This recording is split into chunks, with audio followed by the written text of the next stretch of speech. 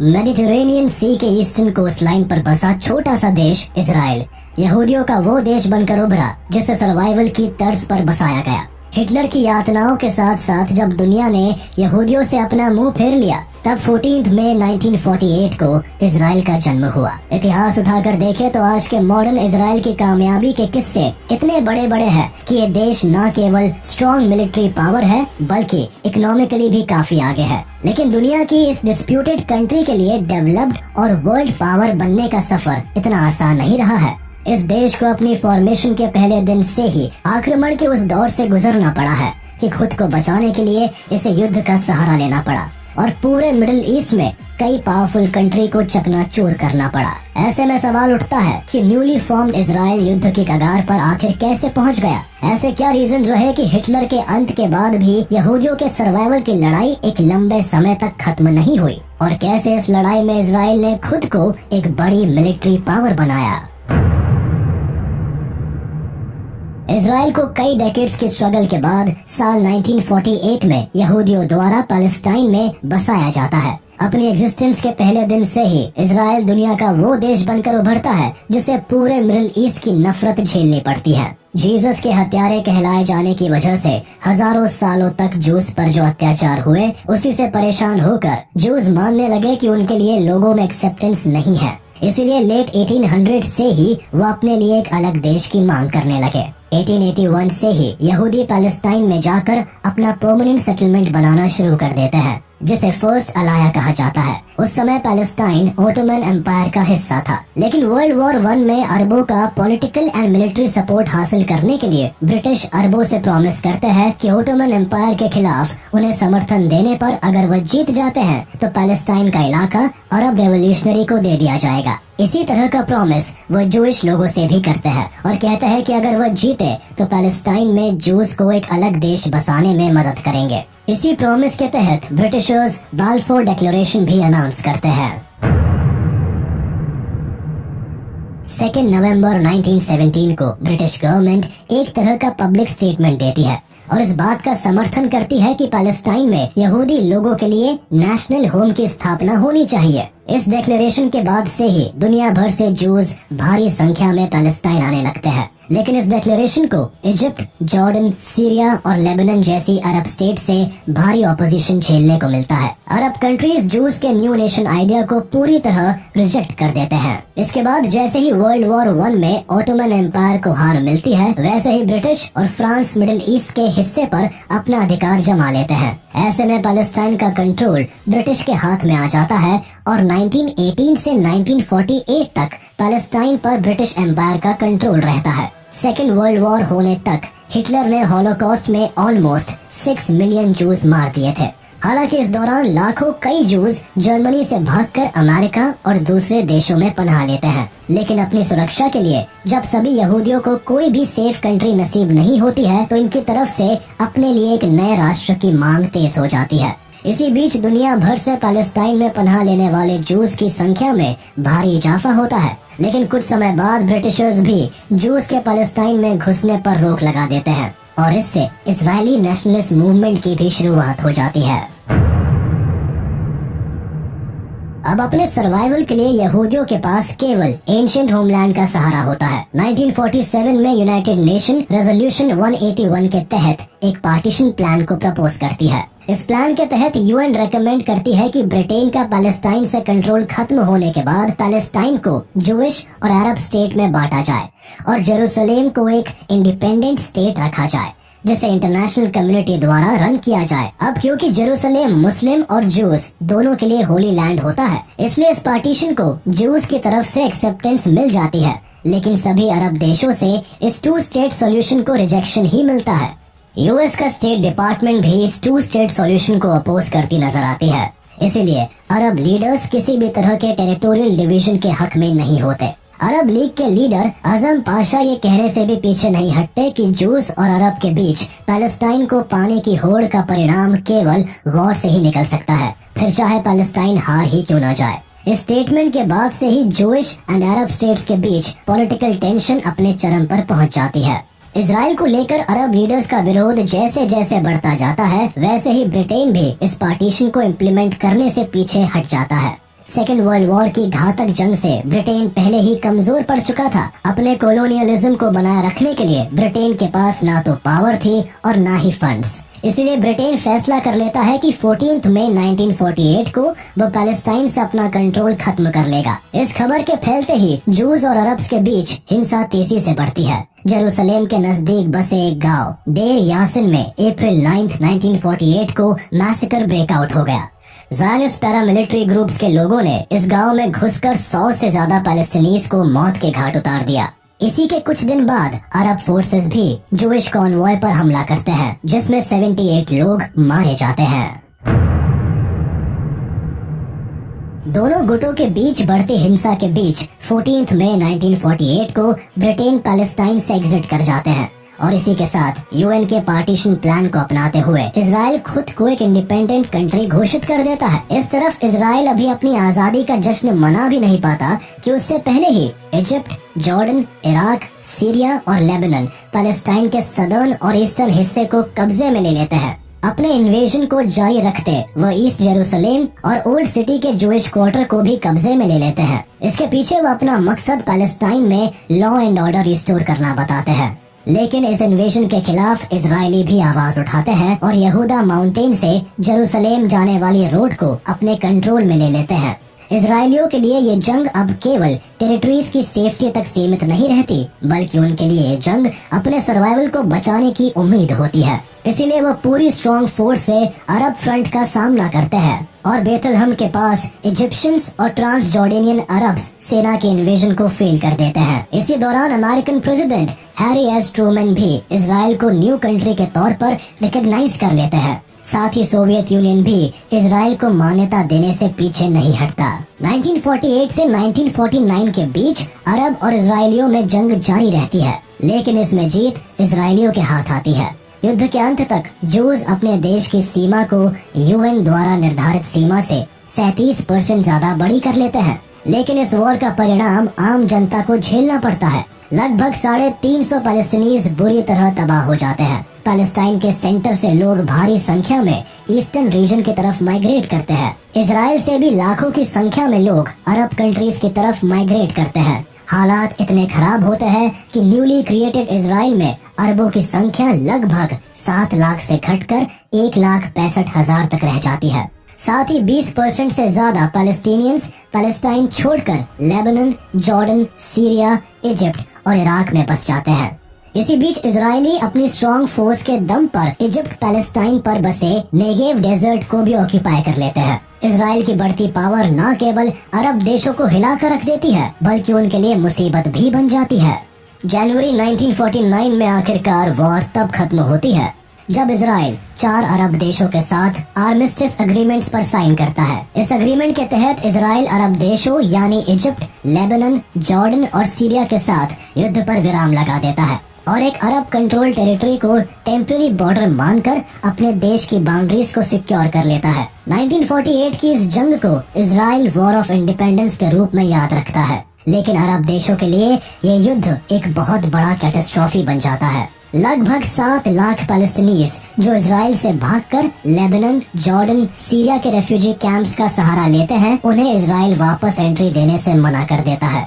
इन लोगों को ना तो अरब सोसाइटी में एक्सेप्टेंस मिलती है और ना ही इनके पास अपना घर बचता है। ऐसे में ये रेफ्यूजी कैंप में रहने के लिए मजबूर हो जाते हैं। इजराइल और अरब कंट्रीज के बीच वॉर तो खत्म हो जाती है, लेकिन पॉलिटिकल टेंशन खत्म होने का नाम नहीं लेती। इसकी सबसे बड़ी वजह अरब स्टेट से उठी 2 डिमांड्स होती है, जिसे इजराइल एक सिरे से नकार देता है। दरअसल अरब देश इजराइल से मांग करते हैं कि वह यूएन पार्टीशन प्लान के तहत निर्धारित टेरिटरी तक सीमित रहे और कब्जा की गई टेरिटरी से विड्रॉ कर ले। इसके अलावा अरब देश ये भी मांग करते हैं कि पैलेस्टीनियन रेफ्यूजीज को इजराइल दोबारा लौटने का अधिकार मिले, लेकिन इजराइल इन दोनों मांगों को रिजेक्ट कर देता है। एक तरफ जहां पैलेस्टीनियन को इजराइल से बाहर का रास्ता दिखा दिया जाता है, वहीं 7 से 9 लाख जूस को अरब कंट्री से भी एक्सपेल कर दिया जाता है। इससे होता यह है कि इजराइल और उसके पड़ोसी देशों में सिचुएशन चाकू की नोक पर रहती है और यहूदियों के खिलाफ साजिशों का चक्रव्यूह जारी रहता है। 1956 में इजिप्ट और इजराइल के बीच मामला तब और बिगड़ जाता है जब इजिप्ट सुएज कैनाल पर अपना एक अधिकार जमा लेता है और एक बड़े सुएज कैनाल क्राइसिस को जन्म देता है। दरअसल 1956 से पहले सुएज कैनाल को ब्रिटेन और फ्रांस द्वारा कंट्रोल किया जाता था। व्यापार के लिहाज से ये सी रूट काफी इम्पोर्टेंट था। ये मेडिटेरेनियन सी को रेड सी से जोड़ता था और यूरोप के 2/3 ऑयल का ट्रांसपोर्टेशन इसी रूट से किया जाता था। इसलिए 1956 में इजिप्ट के प्रेसिडेंट जमाल अब्दुल नासिर जब सुएज कैनाल को नेशनलाइज करते हैं तो इस फैसले से ब्रिटेन में हल्ला मच जाता है। इसके अलावा इजिप्ट गल्फ ऑफ अकाबा को इजराइल के लिए ब्लॉक कर देता है। इससे इजराइल का रेड सी एक्सेस ब्लॉक हो जाता है और इसीलिए इजराइल भी ब्रिटेन के साथ मिलकर इजिप्ट के खिलाफ युद्ध में उतरने के लिए राजी हो जाता है। सुएज कैनाल क्राइसिस को लेकर ब्रिटेन, फ्रांस और इजराइल मिलकर इजिप्ट पर अटैक करने का सीक्रेट प्लान बनाते हैं। इस कड़ी में सबसे पहले इजराइल इजिप्ट के गाजा और सिनाई पेनिनसुला को इन्वेड करता है और फिर सुएज कैनाल जोन की तरफ मूव करते हुए पूरे ईस्ट पेनिनसुला को कैप्चर कर लेता है। 2 दिन बाद ब्रिटेन और फ्रांस भी इस युद्ध में कूद पड़ते हैं और सबसे पहले पोर्ट सैड और पोर्ट फाउथ का कंट्रोल अपने हाथ में ले लेते हैं। इस बीच यूएसएसआर भी इनडायरेक्टली इस युद्ध में अपनी रुचि दिखाता है और मिडिल ईस्ट में अपने फुटहोल्ड जमाने के लिए चेकोस्लोवाकिया के साथ एक आर्म्स डील करता है। इस आर्म्स डील से इजिप्ट को सोवियत से वेपन्स की सप्लाई मिलती है और सोवियत यूनियन और इजिप्ट की नजदीकियां बढ़ जाती है। लेकिन इन दोनों नेशंस की बढ़ती नजदीकी अमेरिका को जरा भी रास नहीं आती। हालांकि अमेरिका मिडिल ईस्ट में शुरू से ही इजराइल को सपोर्ट करता आया था और वो इजराइल को वेपन्स भी सप्लाई करता था, लेकिन अमेरिका को ब्रिटेन, फ्रांस और इजराइल के सीक्रेट प्लान की कोई खबर नहीं होती। इसलिए इस बात से नाराज होकर अमेरिकी president Dwight D Eisenhower UN resolution के सहारे इजराइल और इजिप्ट को युद्ध से पीछे हटने का अल्टीमेटम देते हैं। साथ ही ब्रिटेन और फ्रांस को भी सुएज कैनाल जोन छोड़ने की चेतावनी देते हैं। इस चेतावनी का जब इजराइल, ब्रिटेन और फ्रांस पर कोई असर नहीं पड़ता, तब 6 नवंबर 1956 को अमेरिका ब्रिटेन और फ्रांस को दिए जाने वाले बड़े लोन्स कैंसिल करने की धमकी देता है। साथ ही तीनों नेशंस पर बड़े इकोनॉमिक सैंक्शंस थोपने का ऐलान कर देता है। इस फैसले के बाद ब्रिटेन और फ्रांस सुएज कैनाल से अपनी सेना हटा लेते हैं और इजराइल को भी पीछे हटना पड़ता है। ये जीत इजिप्ट को मिडिल ईस्ट पर पॉलिटिकल कंट्रोल दे देती है। अब्दुल नासिर अरब देशों के हीरो बनकर उभरते हैं, लेकिन इजरायलियों को इस वॉर में करारी शिकस्त मिलती है। इजराइल को सुएज कैनाल जोन को छोड़ना पड़ता है, लेकिन उसे स्ट्रेट ऑफ टिरान से अपने व्यापार को अंजाम देने का अधिकार मिल जाता है।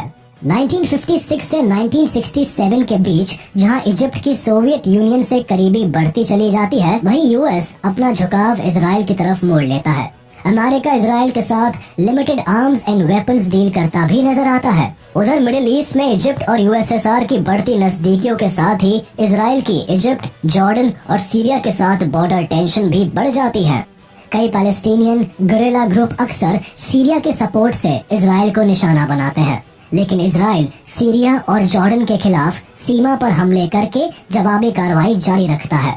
फिर सीरिया इजराइल पर एयर एंड आर्टिलरी अटैक करता है, जिसके जवाब में इजराइल भी अपनी एयर एंड आर्टिलरी एंगेजमेंट दिखाते हैं। दोनों के बीच हुई कांटे की इस टक्कर में सीरिया के 6 जेट डिस्ट्रॉय हो जाते हैं। इस बढ़ती मिलिट्री टेंशन के बीच इजराइल ये समझ जाता है कि अरब स्टेट्स उसके एग्जिस्टेंस के लिए एक बड़ा खतरा बनते जा रहे हैं और इस खतरे को युद्ध से ही संभाला जा सकता है।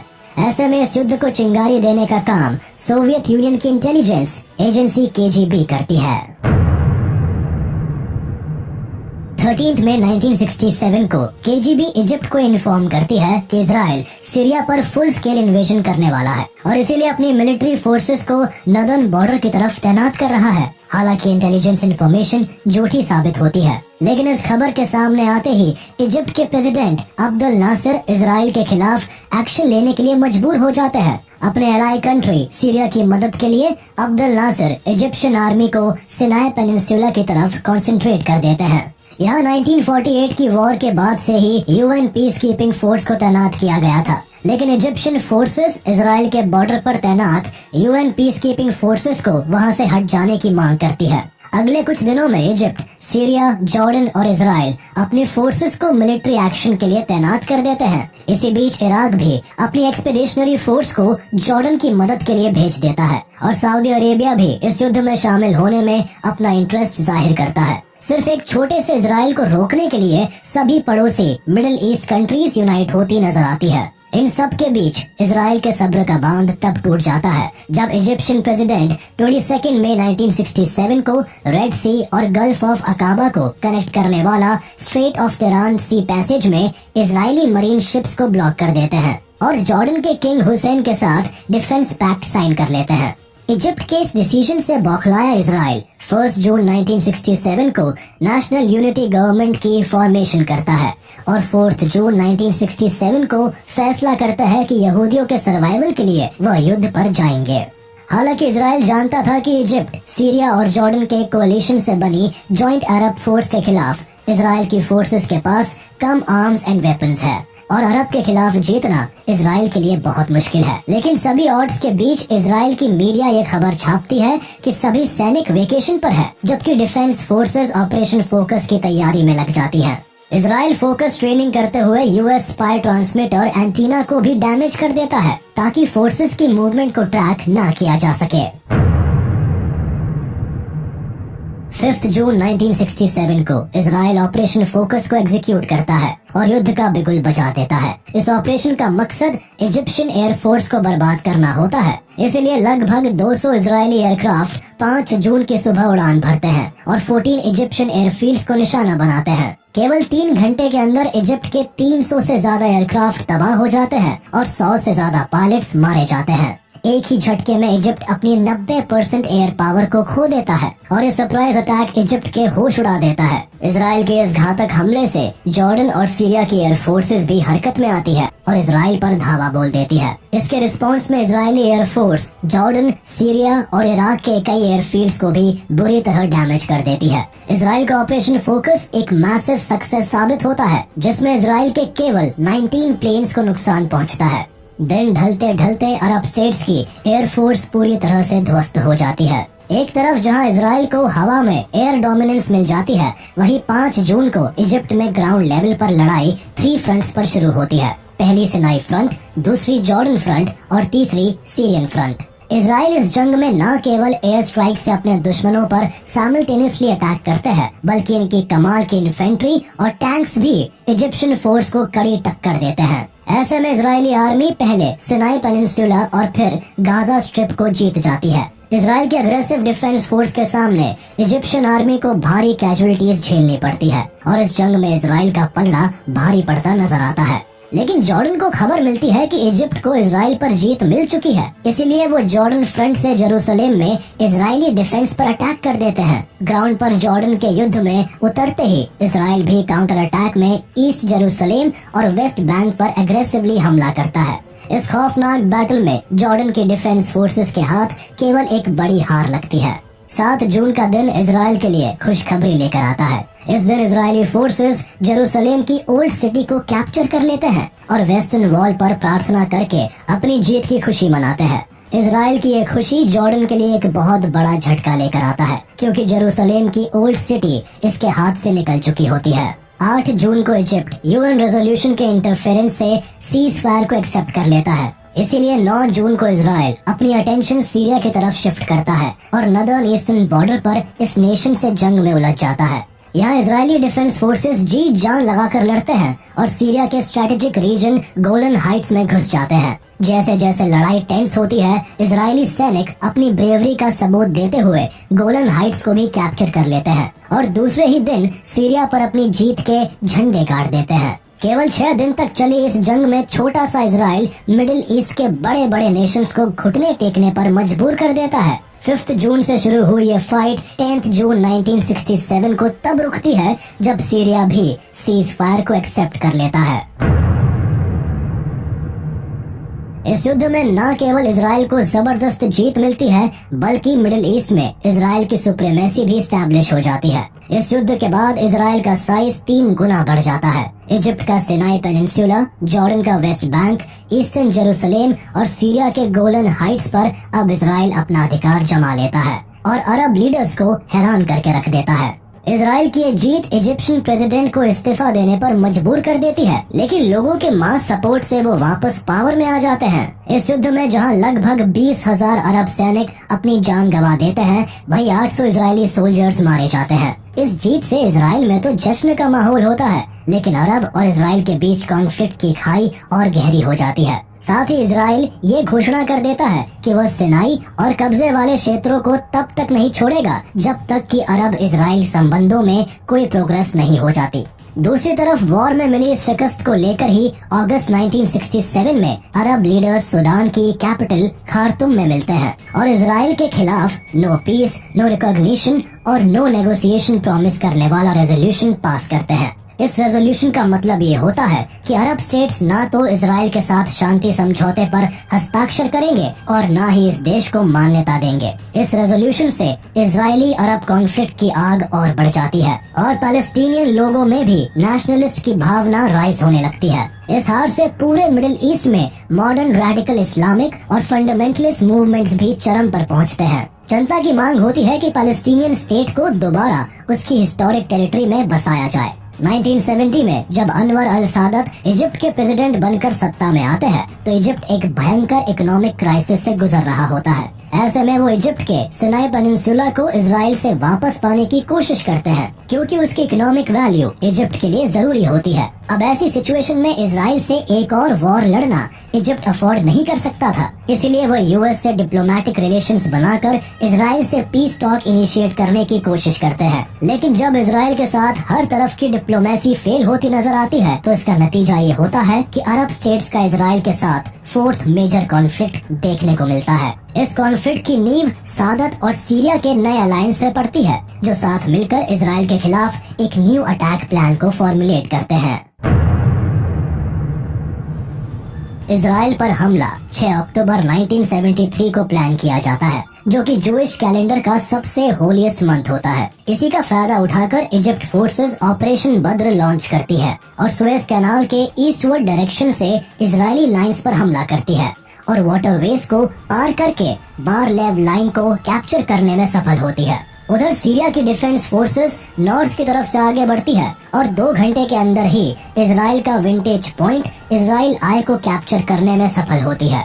सीरिया का कोऑर्डिनेटेड ऑफेंसिव अटैक इजराइल पर पहले दिन भारी पड़ जाता है, लेकिन 24 घंटे के अंदर इजराइल अपनी 2 आर्मर्ड डिवीजन को मूव करता है और सीरिया के जश्न को गम में बदल देता है। इजराइल सीरियन आर्मी को खदेड़ते हुए सीरिया की टेरिटरी को कैप्चर कर लेता है। अपने एलाय को हारते देख इराक, सऊदी और जॉर्डन भी अपनी सेनाओं को सीरियन फ्रंट पर भेजते हैं और देखते ही देखते बाकी अरब स्टेट्स भी युद्ध में शामिल हो जाते हैं। फिर भी इजरायली मिलिट्री फोर्स सीरिया की डमस्कस सिटी में 33 किलोमीटर अंदर तक घुसने में कामयाब रहते हैं और कई नई टेरिटरीज को ऑक्यूपाई कर लेते हैं। दूसरी तरफ इजिप्ट का भी कुछ ऐसा ही हाल होता है। केवल 10 ही दिन में इजरायली फोर्सेस इजिप्शियन फोर्सेस को सीज फायर से पीछे ढकेलने में कामयाब हो जाते हैं और इजिप्ट की कैपिटल सिटी कायरो के करीब पहुंच जाते हैं। इजराइल की अग्रेसिव पावर इजिप्ट के छक्के छुड़ा देती है। अपने सभी ऑफेंसिव अटैक्स में इजिप्ट बुरी तरह पिटता नजर आता है। 22 अक्टूबर को यूनाइटेड नेशंस इंटरफेयर करते हुए एक सीज फायर लागू करते हैं, लेकिन ना तो इजराइल इस लड़ाई को खत्म करने के मूड में होता है और ना ही इजिप्ट सीरिया दूसरी हार को एक्सेप्ट करना चाहते हैं। 25 अक्टूबर को यूएस और सोवियत के प्रेशर में आकर इजिप्ट और इजराइल सीज फायर एग्रीमेंट को मानने के लिए तैयार हो जाते हैं। इसीलिए 11 नवंबर को दोनों देशों के बीच एक formal ceasefire agreement sign किया जाता है। दूसरी तरफ सीरिया के साथ इजराइल की जंग कई महीनों तक जारी रहती है और आखिरकार मई 1974 में सीरिया भी इजराइल के साथ सीज फायर एग्रीमेंट साइन करने के लिए तैयार हो जाता है।